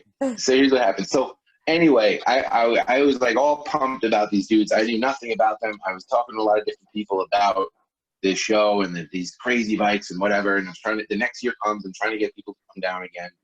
And I wound up going on a group board of just finding like online, like, oh, rides down to Born Free from this area. So I hooked up with it and I met up with this kid, Kev. And I started chatting with him for a while. And he's like, yeah, we're going to ride down. We started making some plans. And then he tells me, he's like, yeah, I told him about the guys in these custom bikes. And he's like, yeah, that's actually a crew. They're called like Lane Split Boulevard. And I'm like, is it the same people? And he showed me some pictures online. And I was like, dude, that's totally them. He's like, yeah, we're going to ride with them. I was like, what? Get the fuck out of here. We're going to ride for 2 days with these fucking crazy bikes. That is the coolest fucking, I mean, to be invited to ride, I felt like, you know what I mean? Anyway, so I had sold all the bikes because Frey was just born. And all I had left was that purple bike, which is Lucky Charms right now. And this thing was like an old man cruiser from Texas. Sorry, Sheila. But It's I mean, a this thing was big and ugly. VTX. They're cool bikes. It is, but it was a 1300, like fully stocked with like everything old man and like fucking, and it was purple. And that's all I had. And I remember rolling up with Kevin, and Kevin had his brand new fucking Harley. And we meet these guys somewhere down south of Watsonville. And I'm just like so embarrassed. I'm like, oh my God, dude, like I'm going to roll up to these guys with this bike. And they're going to be like, I don't know what the fuck. They're going to be like, nah, I'm not riding with you. You know, fuck this guy. He can meet us at the next exit. But sure enough, just like Jim said, they were the coolest fucking guys ever. And they came up and they were like, dude, that bike is going to fucking look so comfortable. That bike looks so much better than ours. I would so much rather ride that one right now than this hardtail. And like, they just instantly made me feel like they wanted me to be there. And not to mention that Kevin and I were completely different than every one of them. So it's just like the garage. We was at, like, everybody was a bit diverse, but it had nothing to do with it. And so sure enough, we rode down. Dude, they were just funny as hell. They weren't threatening at all. You would think based on their bikes they'd be kind of like posturing up and shit. Nothing like that. And it was probably one of the best Born Free trips that I had down there. And I remember riding back up on the 5 on this big ass purple cruiser, and I'm flipping past these guys at like 130 miles an hour. Because I'm looking down, I'm like, dude, I just want to get the fuck off the 5. It was like 105 fucking degrees. And I remember Jake hopped on with me for a couple exits, and she's like, it's too much. It felt like a blow dryer. Like somebody had like a hot blow dryer. It didn't matter how fast you were going, you couldn't get cool. And one of the guys, his shirt melted into him. He took it off, and he looked like the Hulk. He was just all green because he was sweating to die. And he got like sickness, and I just remember there's one pass where you come right back over, and then you start riding towards the coast, and it cools off. And it was such a relief to do it. And it's like Paso Robles, there's a bunch of places to stop and get coffee. And I remember stopping over there and having coffee, and we were just kind of reflecting on the past couple of days. And I was like, dude, I want to go to Born Free every year if it's going to be like this. It can't be by the beach. To ride down with the guys. And today we're having a show 2 weeks later. Like Jim said, a barbecue and a like custom bike show. And I said, yo, can I come? They were like, absolutely. I was like, can I enter a bike? They're like, yeah, which one? I was like, this one. And they're like, that purple bike? I was like, yeah, I'm going to chop it up. I'm going to do it, you know? I swear to God, I'll be there in 2 weeks. And that's what we did. Me and Emma fucking chopped that bike up, and I got it painted and leathered up in about 2.5 weeks. We had that bike fucking rolled into the Lane Split show like a couple weeks after the Born Free. So Good story, Mike. Good story. Yeah. Hey, we got a bunch of emails that have good questions that should be answered. I wanted to get to some of these, but I did also want to say, for the foreseeable future, I'm going to put a moratorium on the tagline, fuck knock. Instead, I'd rather people say, get better knock. How about that? I like knock. I agree with that totally. Get better knock. I 100% did not put her up to it, by the way. So, yeah, I'm just gonna say, as long as you're not gonna be able to ride for a couple months. So yeah. We feel for you, bro. We feel for you. So for now, how about you ride that dick and get better knock? Hey, we got a really quick and easy question, and I'm curious if anyone here has an opinion on this. This is from Dave, and he wrote in and said, just found out about us, and he's really enjoying the podcast. Wants to know what we think about the Buell Firebolt. He said, interesting or runaway? So the Buell Firebolt, I'm going to give my opinion that I think any Buell right now is interesting because it's an instant collectible right there. Yeah. I think it's history of American motorcycling. Even the shitty Buells are kind of cool. Yeah. So and that's my opinion. Yeah, I've been working on a Buell Blast for a friend of mine. That's the shitty Buell. Well, that's what I say. But let me tell you, I took this thing and ripped it up and down the street, and it's actually kind of fun. It's a thumper, but it's not bad. I mean, it's a fun little bike to ride. It's easy to ride. Bagel. Yes. I am going to step in here. You're motorcycles with less than 30 horsepower. Yes. So the blast, it's not a quick bike, but yeah, Oh, no. but you know the Firebolt, and It's a good bike. I kind of agree with Liza. They're interesting, Is and that they're is the going to absolutely go bananas over them. is There the are Firebolt is the Firebolt the one with the tube frame? That's Yeah. before all that. Yeah. Okay. yeah, but you know things like keeping your oil in your swing arm and just oddities. But yeah, everyone I know who owns a Buell thinks it's the greatest bike in the world, which tells you something.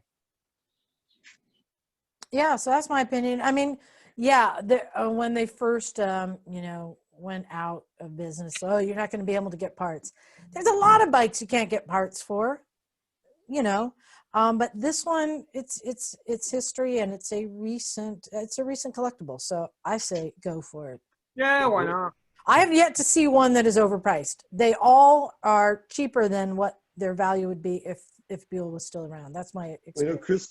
Chris Wiggins puts one out on the track. He races a Buell. Yeah. So that's my opinion. Anyone else have anything bad they want to say about a Buell? Well, nothing bad, but but I just wanted to say that the St. Paul Harley Davidson has quite a few parts for Buells because I've had to hit them up for parts of my friend's Buell that I've been working on. Well, there you go. Yeah. And I wanted to get to this one. Bagel, I sent you an email. Did you get it? I haven't checked. Can you get that? There's a one I want you to read, and of course, it is going to require a certain accent. Just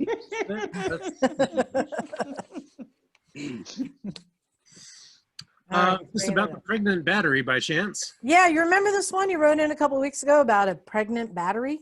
Yes. The battery is bulging. There's an update. Yes, this is an email from Adam Jones. And Adam says, "Good day, all. It's me, Jonesy from Oz. Happy to let you all know I bought a Yuasa battery for my Vulcan. If you recall, I was having a charging battery problems, and Miss Emma said it may be my voltage regulator. After replacing the battery, I took a half an hour spin around town, then tested it with a good quality voltmeter. With the bike off, it showed 12.5 volts. Bike idling, it showed 14.5. And on revving it, which didn't impress my sleeping neighbor, it goes down to 14.1. Is that right? Yeah. Thanks for the feedback. Here's a pic of the bike in question. Love this thing just for the show-off factor. Hope you return to normal soon. Almost winter here, but on the good side, the pub's open again in a week. I have a stubby for you. Hooroo, Jonesy, Mildura, Victoria." And Wait, he has a stubby? Jim says that to me all the time, and I run. What does I that mean? That's what they call Knox toe now. Hey, Jonesy, was that his name? A stubby is a short can of beer. Oh. That's what my grandpa used to give me when we were kids. He said they were small because they were made for kids. Well, All right. a picture of this very, very nice looking cruiser. Yeah, so 14.5 on revving. Emma, what's your diagnosis? 14.1. No, it's fine. I mean, the fact of the matter is the voltage regulator is actually doing its job. You often find that if you put a voltmeter on a battery and have it on a high idle, it'd show higher than when you rev it up, because the alternator's pumping out current, and then you rev it up, and then the regulator cuts in and does its job and actually levels off.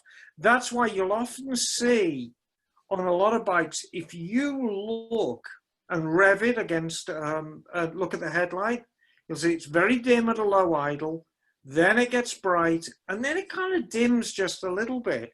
So that's perfect, those numbers. Just enjoy your bike.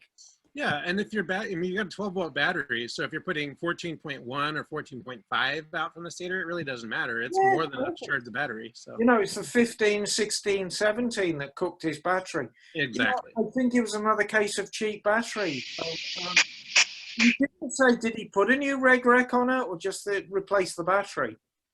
I think just replace the battery. Yeah, well, there you go. He's got perfect numbers. Great. Well, enjoy. He replaces that red wreck too. Yeah. Good.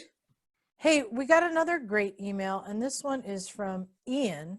He says, "Hey, Misfits, just letting you know how great the AMA towing was. I had to move a bike from one location to Nice. another, called up AMA roadside assistance, got someone on the line in all of 30 seconds, and within an hour, the bike was sitting in my garage. It was unexpectedly fast on a Friday afternoon before Memorial Day weekend. AMA had dispatched out to Scott with Tri-State Cycles in Bundle, Florida, and the AMA. Oh, so shout out to Scott with Tri-State Cycles. Right on. And special thanks to our fallen brothers and sisters. Thank you for putting that in. Be sure to take a moment this weekend and salute our great flag in respect to this great country and all those who have sacrificed for us. From Ian. I will second that. And I wanted to bring this up because as of right now, and actually, you know what? I'm just going to get into the next email because this is going to bring up this point. And this one is from Joe. He says, "Howdy, I've been a listener before Norman Reedus. Thanks. Wow, cool. It's great you've been sticking with us. Right on, Joe. As of now, AMA Vintage Days says it is still on, but I think everyone else knows that it probably won't happen. And will it be weird as shit if it does? This would be my 6th Vintage Day since discovering it, and I plan my summer around it. It's my mecca." Me too, man. I get it.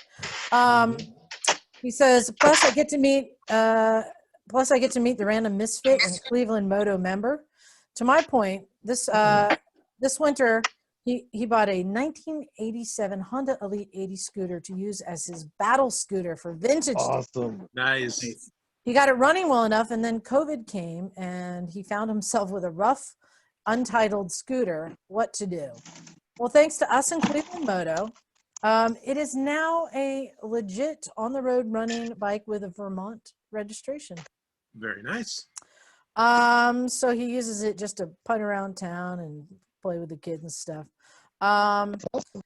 Yeah, so, yeah, AMA Vintage Days, I wanted to bring this up. The AMA Vintage Days. Hey, you got to stop rustling around, whoever that is. Well, that was Mike. God damn it, Mike. Yeah, Mike. Yeah, you Are you coughed sure in, about that? and yeah, you've been huffing on your thing, and yes, I'm just excited. busted. I get fucking stoked. You know what I mean? Thank you, Mike. AMA Vintage Days. This is their largest fundraiser of the year, and it is still happening right now. We talked about this before, and I talked about it on the Cleveland Moto podcast. There's a good chance it may get canceled. Even if it does happen, if they go through with it, I don't think that many people are going to come. I mean, you know, they don't have the, I don't know how many people will go, but it's not going to be the same. You're not going to have this. A lot of the speakers aren't coming. The wall of death isn't coming. A lot of vendors are backing out. It's just not going to be the same. There's going to be racing. You know, it'll be a fun, cool weekend of racing and stuff, but it's not going to be what it's been for all of us, right? And the AMA, like, this is bad for him. And, you know, and that's why, you know, Ian said that love the AMA roadside service. And you get that for being a member of the AMA. And I just want to put the word out to everyone.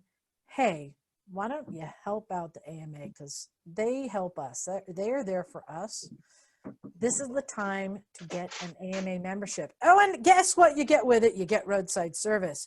So, Ian, thank you for sending that in and reminding us. Yeah, Jim, what you got?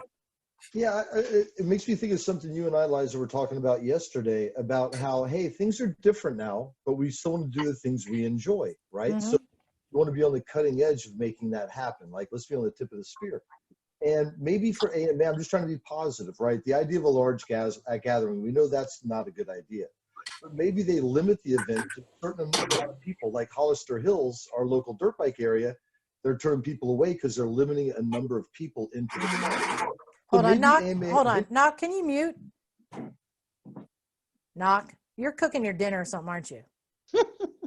Was that me? Yes. Can you mute, please? Thank you. Go ahead, Jim.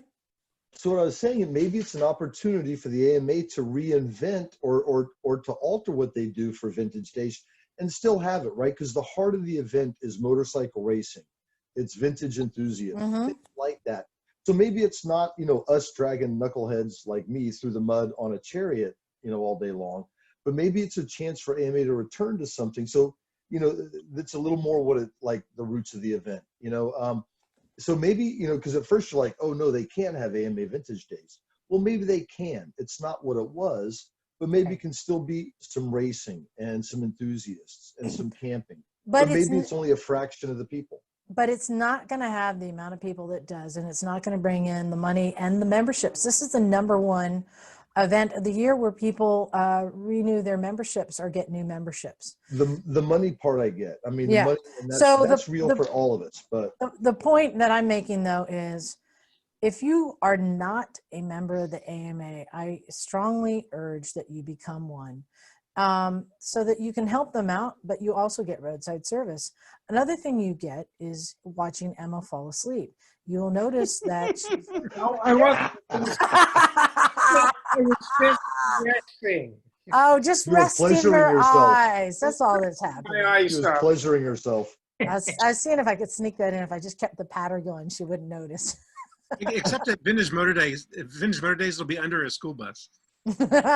So anyway, that's my thing is, hey, join the AMA, please, Right. if you haven't already. You also get a cool pin. Every year they send you a little I number know. pin, and it's Yep. really I kind of know. fun. So, I've been a member for 18 years now. Highly recommend it. Yes, Emma. and I just want to add, I was up visiting with Mike Corbin the day before yesterday. And Mike is planning on having Corbin seats open and the Wizards Cafe open for the 4th of July weekend. Mm. So the Hollister event is closed, Right. but the party at the Corbin factory is still open. And this is Mike very interesting much, fuck yeah, America. because I don't go into Hollister during Hollister Rally. I usually just go to Corbin at the factory for the event they have there because they have vendors and stunt cycles and a gathering there. It's like a mini That's cool. version. Well, I'm on the fence though. he's expecting about 25% of what he's had in the past. Yeah. And he's also saying, it's not as irresponsible as it sounds. He said, look, we'll make sure that everybody behaves themselves and maintains a distance, but it's an event that a lot of people have waited all year for.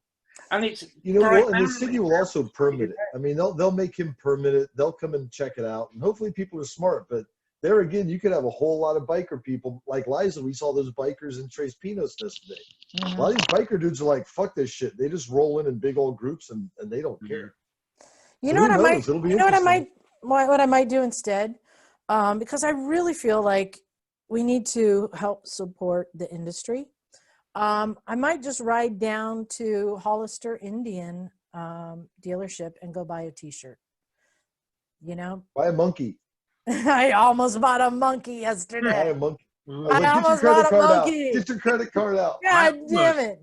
They had like 7 of them. They had like 7 of them lined up. I'm like, Jim, let's do it. Why not? I said it. Get a credit card. If you could split it, I probably would have done it. Ah.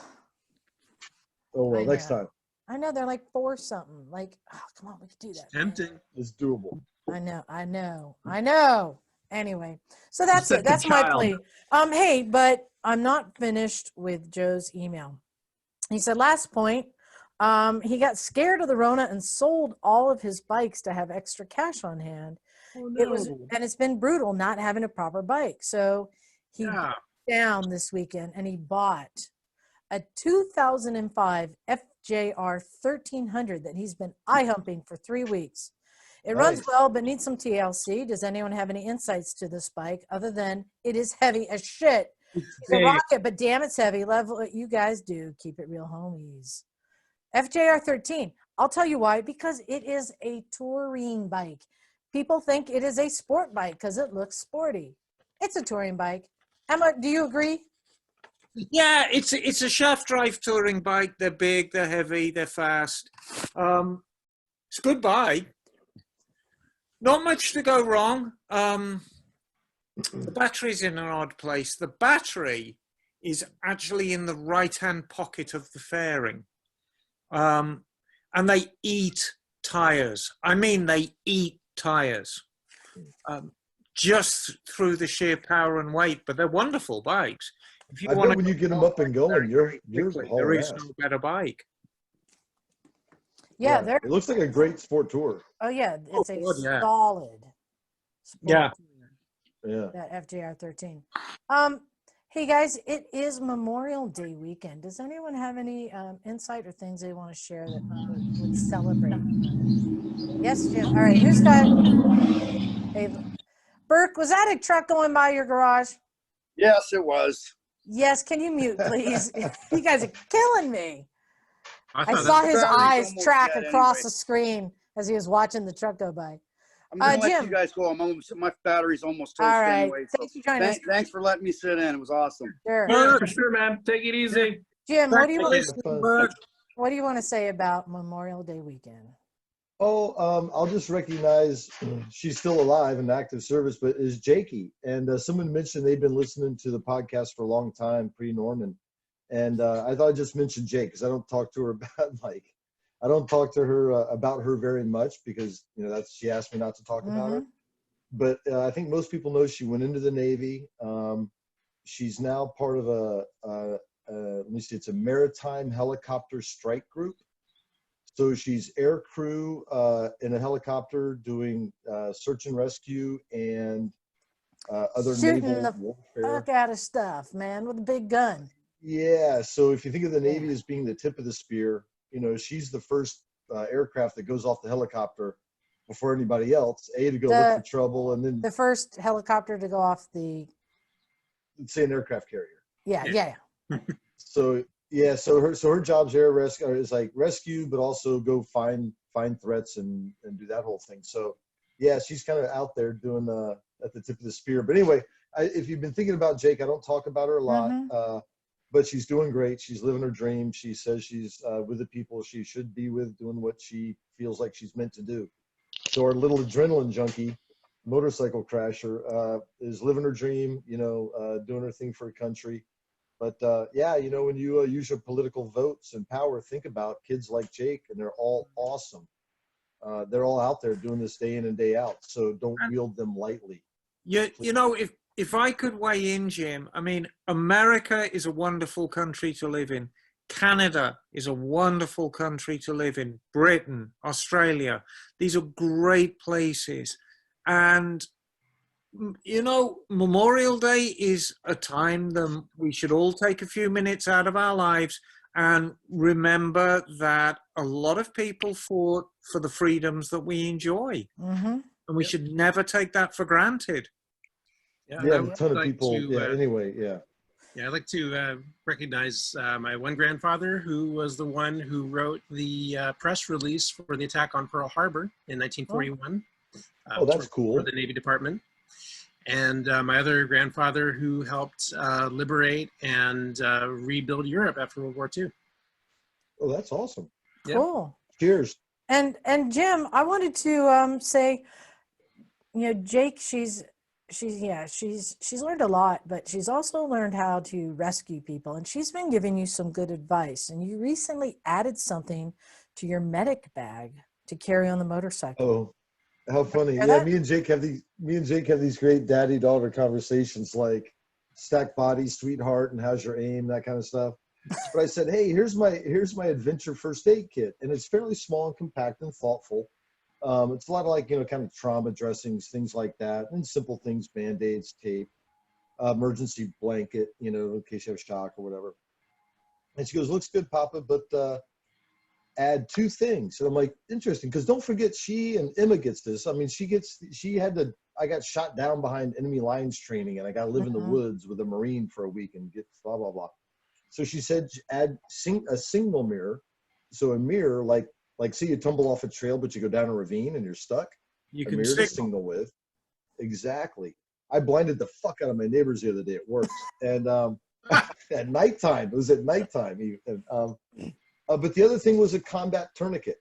So if you're having major blood loss, because I figure if you're on the trail, something that can happen that you can control is blood loss. You know, if someone breaks their hip, if they break their back, if they break their head open, what are you gonna? There's only so much you can do. But you know, bleeding you can control. So it was a CAT tourniquet is what it's called, and it was super effective. But yeah, so Jakey said, and she taught me how to use it. And Right. oh, her other tip was in her new military language was hilarious. I was talking about like my backpack and my little Garmin InReach Mini. She goes, well, whatever you fucking have, if that fucking shit has a buckle or a clip, you fucking buckle or clip that shit. Because if you go flying down a hill and you don't have that shit buckled, it's going to come flying off and you're going to get fucked. I was like, oh, thanks, honey.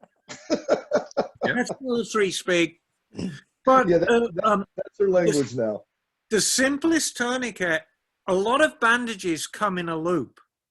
So all you have to do is just pick a loop that goes over the largest part of you, which is probably your thigh. And you just need a little wooden or plastic stick, maybe 6 inches long. You just loop it through and get twisting.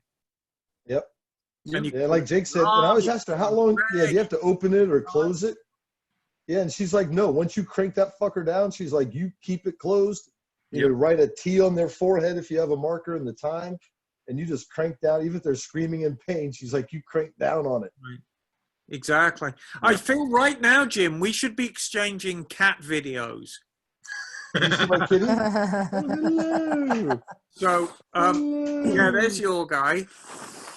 Okay. Nice. So, Knock, back to you, since you had your crash and I said, you know, you got checked out, they checked your head, everything was okay, because I was thinking that might have explained things, but no. No, my head was fine. I think it was actually the second thing to hit the ground. Use your big balls first. I guess you're just your born ribs with- broke the fall.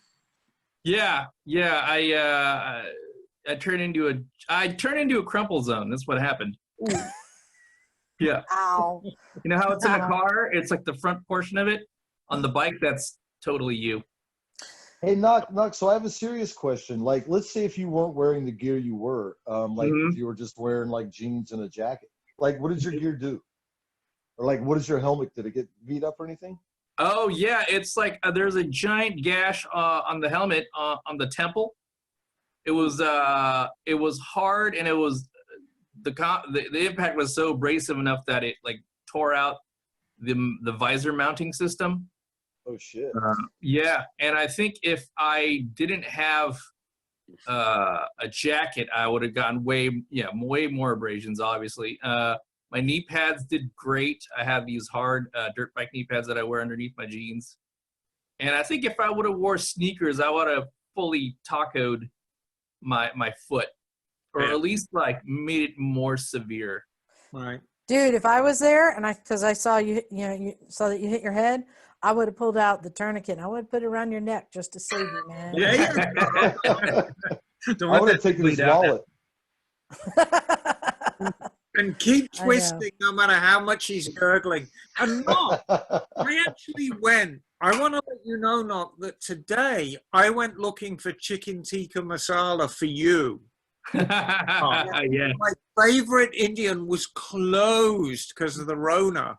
Yeah. I introduce you to eating Trader Joe's chicken tikka masala. So at some stage, I will find you decent chicken tikka masala and bring it over. Well, so I'm doing actually pretty decent right now, and I'm like mobile enough, and I've sorted it out to a point where I can still cook for myself, and that's what I have on the stove right now. So yeah. How are you getting around, Knock? Because I'm at home. I'm not really having stuff delivered to me for the most part, but like I don't have anything major that I have to do anytime soon. So You're handling it down the well. stairs okay? Huh? You're getting up and down the stairs okay? No, I haven't left my apartment in like 3 days. Oh, okay. I haven't taken a dump yet because I'm on the on some narcos right now, and I'm yeah, green tea. Yeah. Like I said, I'm expecting to drop off a telephone pole at the pool. Okay, you know this is recorded conversation, right? Good thing you know a plumber. You know. Oh Yeah, my god. right. Oh my God. Hey, and then now you guys are making me hungry, so I want to wrap this up. But before I do, I want to say congratulations to Charlie. We mentioned last week that he rebuilt his engine, put it in the bike, and it started. So that was great. But today, as Emma said, the fact that for the first time ever, he re-spoked a wheel, got it done, put it on the bike, rode it around, and took the bike home. Congratulations, Charlie. That was a good job. Oh, he did that at the garage because he sent me the Yeah, I photos agree. of it. Mm-hmm. Nice, dude. Yeah. He put the tire on by himself. He did all of that. So, he did a good job. And Every time I popped in there, he was there. we had to drill the hub because the spokes were a considerably larger diameter, very heavy duty spokes. So we actually had to drill the hub. Yeah, it happens, huh? Yeah. So good job, Charlie.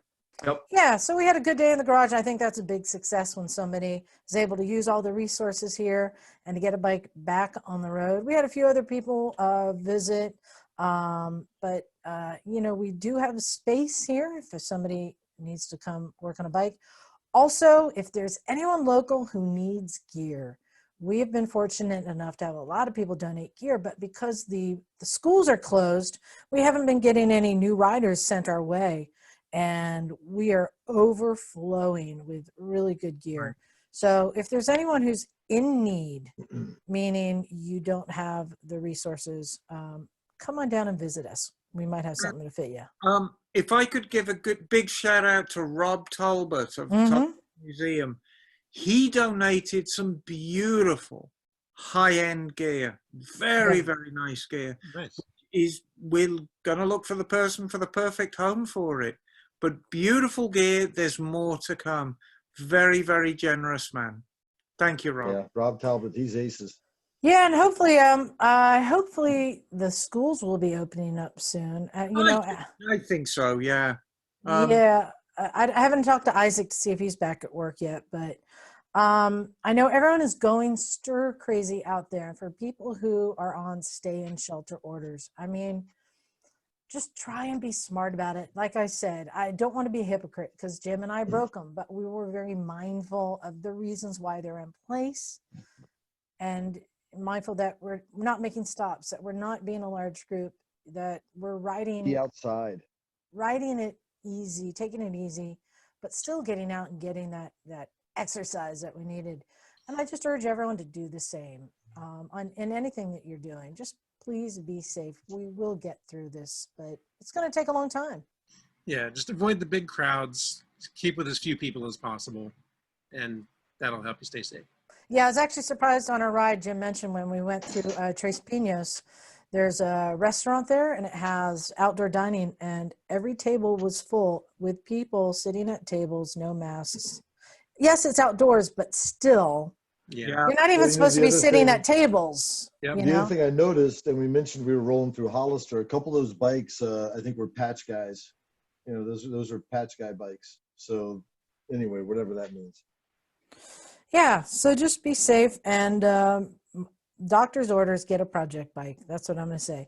Get an AMA membership and a project bike. That's everyone's assignment to do your part. Well, I'm I set hope we for get to several pick years up a now. project bike. Huh? Well, Say that again, Liza, Jim? with your permission, could Yeah. I say something? Yes, go ahead. Yeah, and I didn't mean to cut off Jim. I'm sorry. No worries. Oh, no we all problem. do it. I just because I got this format, we were talking about Memorial Day, and I just like to mention my friend Robert Black, who passed away a couple years ago. Oh, sorry. He served in the National Guard, did 2 tours in Iraq, but before that, he was in the Marine Reserves, and he was with me. He was one of my corporals when I was acting platoon sergeant. And heck, I even stood at his wedding, you know. So I just want to say a word for him. One of those people you meet, men or women, that you can trust with your life. And he passed away 2 years ago, and I just want to just say God bless to him. And also, not please get well, as showing my little crutch here. Oh, Thank you. I didn't get into an accident. Mine was Long story short, the doctor called it a minor stroke, and that's not fun. But I hope. Thank you so much for the show, and thank you for letting me talk about Bob for a few moments. Thank you again. Yeah, No, thanks, this is Ivan. the weekend to do it because Yeah, Bob thank you for sharing. is one of many. It's I don't even want to use the cliche, but freedom ain't free, and this is the weekend to remember that and pay our respects for those who've gone before. So, Yeah, and like, Bob, yeah, I salute you. and thank you, Ivan, Yeah. for sharing that. And like Emma said, it's like our generations, we don't understand the how many people have given, and each person is so important. Like Ivan just said, each single person is so valuable, and so many people have died. It's yeah, so it's definitely a weekend not to just go barbecue and shit like that, but be thoughtful about where we live and the joys we have. So yeah, thanks, Ivan. I'll give a quick Here's shout out. here's to Mr. Black, huh? There you Cheers, go. man. Cheers, Cheers. man. I'll give a quick shout out to Rose, who stopped by the garage right before we recorded. She had just was finishing up her Rolling to Remember ride. Oh, fantastic. Cool. She participated in that. Yeah, if you recall, Rolling to Remember, I mean, for veterans, and especially bringing attention to suicide. And I heard a statistic, I believe that more veterans have committed suicide in the last month than they did last year, I want to say. Ooh, wow. It's I may be wrong on those numbers, but it's a tragically high number. So let's take a moment just, to think about all the vets out there, especially the riders. And that's why I say, if you need to ride, go do it. If that's what you need for mental health, go do it. Don't turn it into a social event, but get out there with your bike and ride and just be safe. And if you know a vet, whether they ride or not, and you haven't checked in for a while, just kind of check in and say hi. Because what's doing a lot of people in now is the sheer isolation. And the lives we lead now, we've got the Misfits. But for those that don't,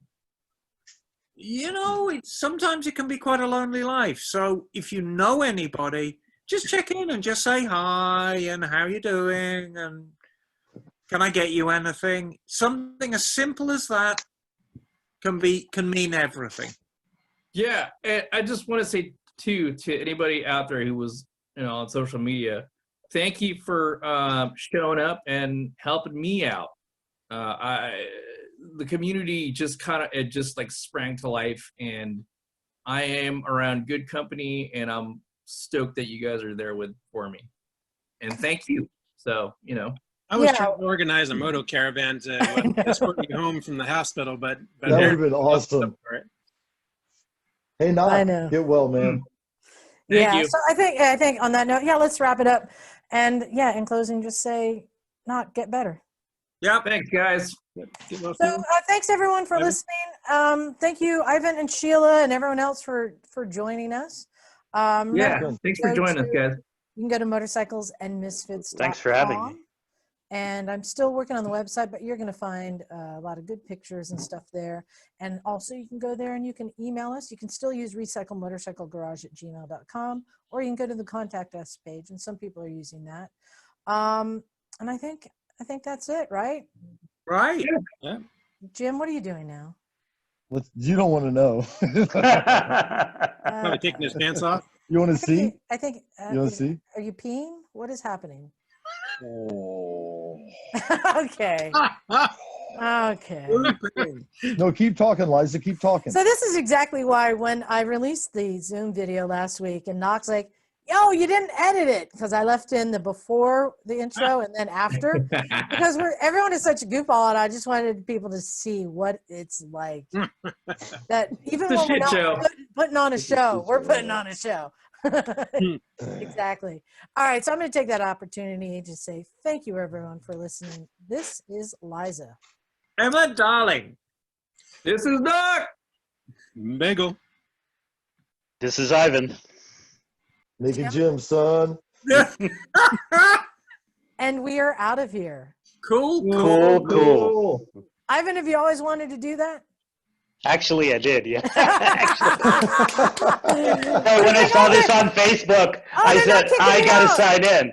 I gotta sign in. Yeah. That's awesome. Yeah, thanks for joining us. We thought, you Thanks, know what? man. Super That was cool. I said we're awesome. just gonna go I'm like gonna be the so road. embarrassed when I see this on YouTube that it might be the first one I miss. I don't know. All right, you get used to yourself. Everybody does. Oh man. Exactly. Oh. All right, we can tell who had to pee the worst because she's already gone. All right, thanks everyone. I'll Right. talk to you guys later. Yep. All right, see ya. Bye. Bye bye.